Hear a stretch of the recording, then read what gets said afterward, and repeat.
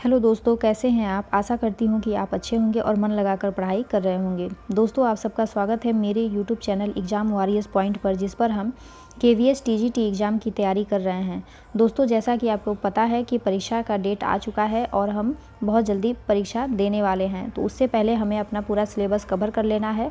और इससे पहले मैंने बसंत भाग 1 के पुस्तक को इस चैनल पर अपलोड कर दिया है। उम्मीद है कि आप सबने उन पाठों को ज़रूर पढ़ा होगा और उससे बने प्रश्नों को भी ज़रूर देखा होगा।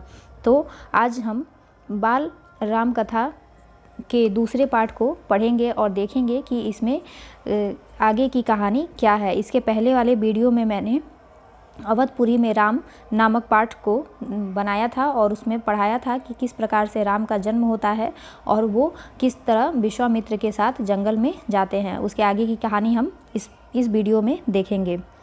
पाठ का नाम है जंगल और जनकपुर। राजमहल से निकलकर महर्षि विश्वामित्र सरयू नदी की ओर बढ़े। दोनों राजकुमार साथ थे। उन्हें नदी पार करनी थी। आश्रम पहुंचने के लिए विश्वामित्र ने अयोध्या के निकट नदी पार नहीं की। दूर तक सरयू के किनारे किनारे चलते रहे। दक्षिणी तट पर, उसी तट पर जिस पर अयोध्या नगरी थी, वे चलते रहे।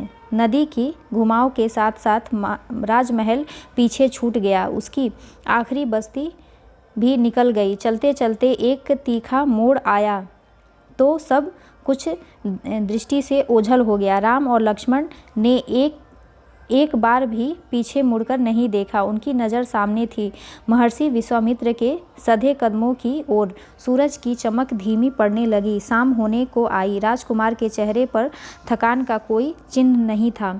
उत्सव था। वे दिन भर पैदल चले थे और चलने को तैयार थे। महर्षि अचानक रुके। उन्होंने आसमान पर दृष्टि डाली। चिड़ियों के झुंड अपने बसेरे की ओर लौट रहे थे। आसमान मटमैला लाल हो गया था। चरवाहे लौट रहे थे। गायों के पैर से उठती धूल में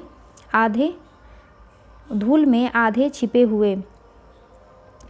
हम आज रात नदी तट पर ही विश्राम करेंगे, महर्षि ने पीछे मुड़ते हुए कहा। दोनों राजकुमारों के चेहरे के भाव देखते हुए महर्षि हल्का सा मुस्कुराए।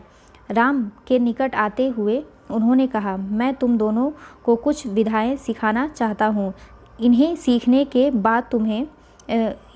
के बाद कोई तुम पर प्रहार नहीं कर सकेगा, उस समय भी नहीं जब तुम नींद में रहो। राम लक्ष्मण नदी में मुंह हाथ धोकर लौटे। महर्षि के निकट आकर बैठे।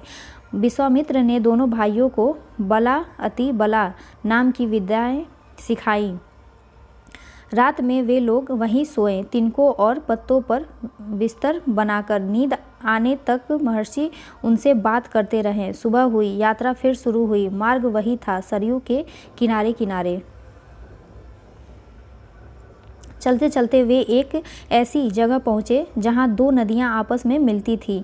उस संगम की दूसरी नदी गंगा थी। महर्षि अब भी आगे चल रहे थे, लेकिन एक अंतर आ गया था। राम लक्ष्मण एक दूरी बनाकर नहीं चलते थे। महर्षि के ठीक पीछे थे ताकि उनकी बातें ध्यान से सुन सके। रास्ते में पड़ने वाले आश्रमों के बारे में, वहाँ के लोगों के बारे में, वृक्षों वनस्पतियों के संबंध में, स्थानीय इतिहास उसमें शामिल होता था। आगे की यात्रा कठिन थी, जंगलों से होकर। उससे पहले उन्हें नदी पार करनी थी। रात में ऐसा करना महर्षि विश्वामित्र को उचित नहीं लगा। तीनों लोग वहीं रुक गए, संगम पर बने एक आश्रम में।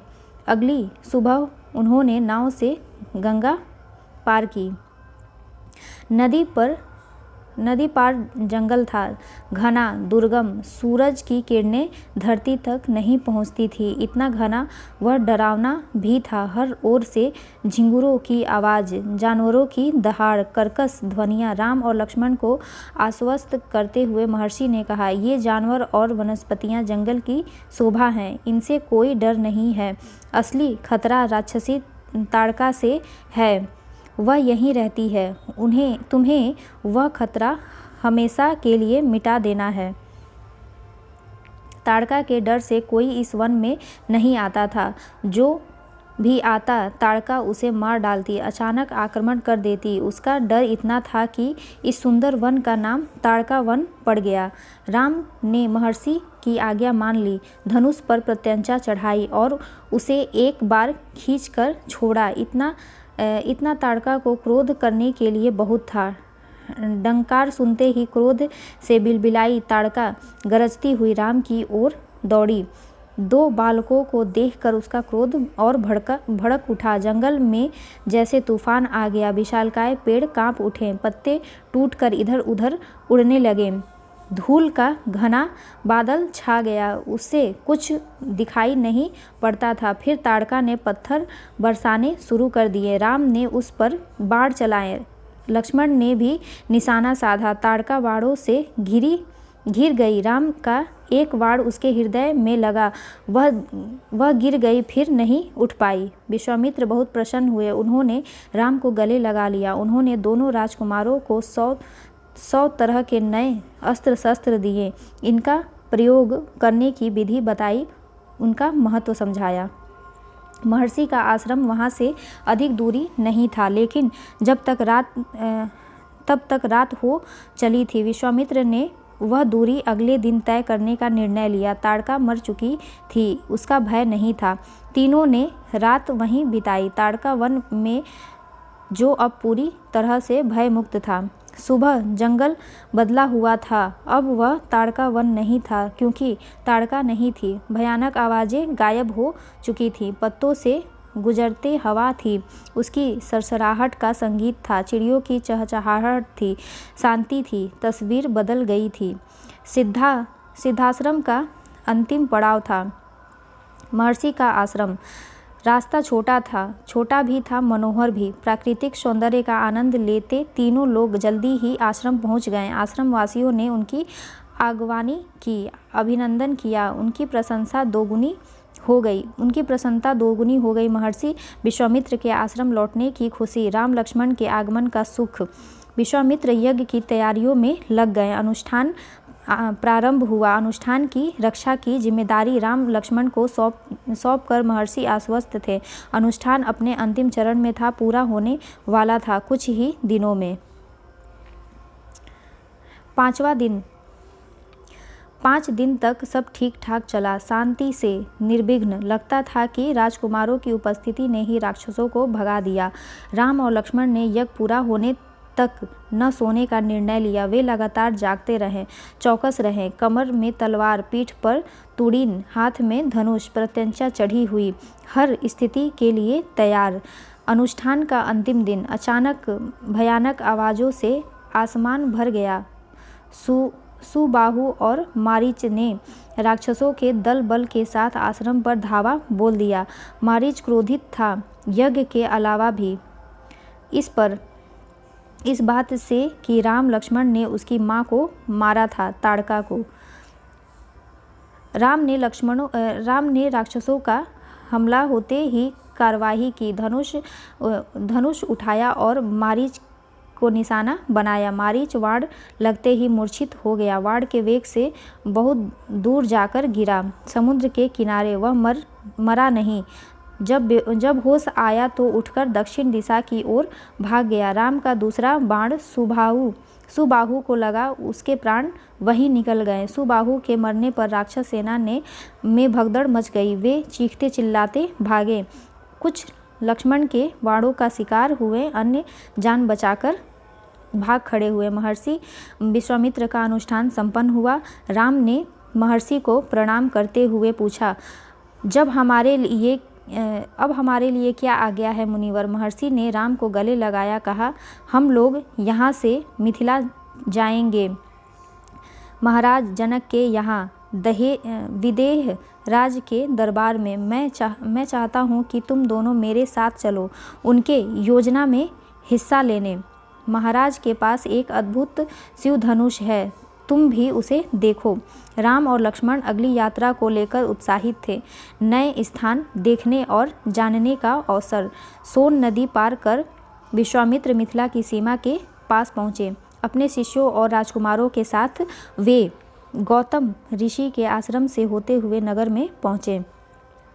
राजा जनक ने महल से बाहर आकर विश्वामित्र का स्वागत किया। तभी उनकी दृष्टि राजकुमारों पर पड़ी। विदेहराज चकित रह गए, वे स्वयं को रोक नहीं पाए। महर्षि से पूछा, ये सुंदर राजकुमार कौन है? मैं इनके आकर्षण से खींचता जा रहा हूँ। ये राम और लक्ष्मण हैं, महाराज दशरथ के पुत्र। मैं इन्हें अपने साथ लाया हूँ आपका अद्भुत धनुष दिखाने। विदेहराज ने महर्षि, उनके शिष्यों और राजकुमारों के ठहरने की व्यवस्था की। एक सुंदर उद्यान में अगले दिन सभी आमंत्रित लोग मुनि, ऋषि मुनि और राजकुमार यज्ञशाला में उपस्थित हुए। वहाँ महर्षि ने फिर से धनुष का उल्लेख किया। महाराज जनक ने अपने अनुचरों को आज्ञा दी, शिव धनुष को यज्ञशाला में लाया जाए।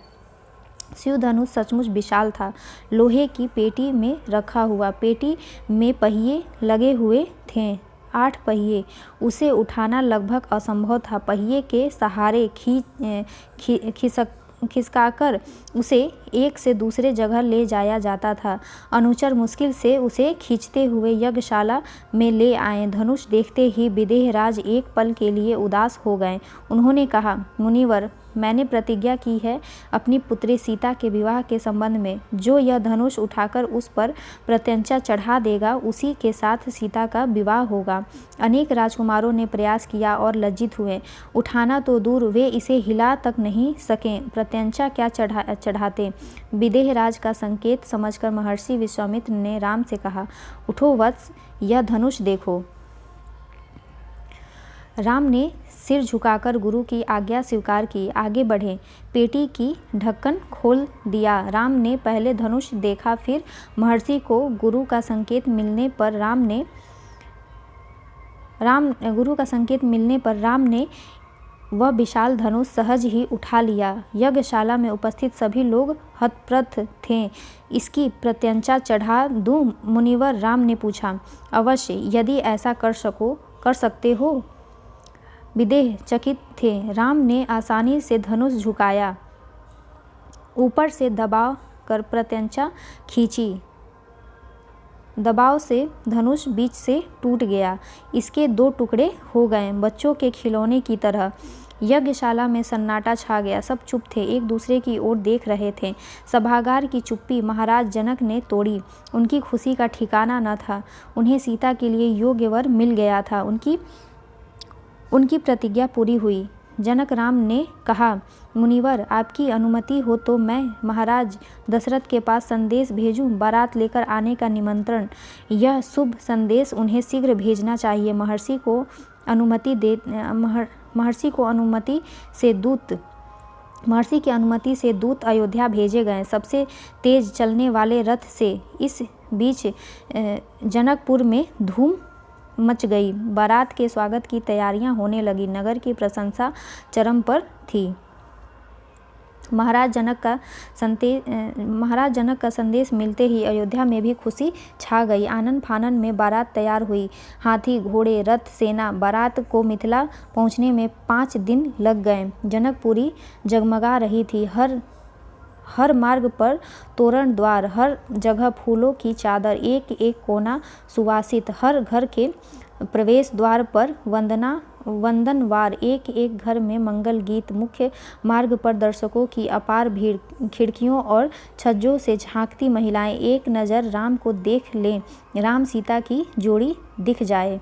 विवाह से ठीक पहले विदेहराज ने महाराज दशरथ से कहा, राजन, राम ने मेरी प्रतिज्ञा पूरी कर मेरी बड़ी बेटी सीता को अपना लिया। मेरी इच्छा है कि छोटी पुत्री उर्मिला का विवाह लक्ष्मण से हो जाए।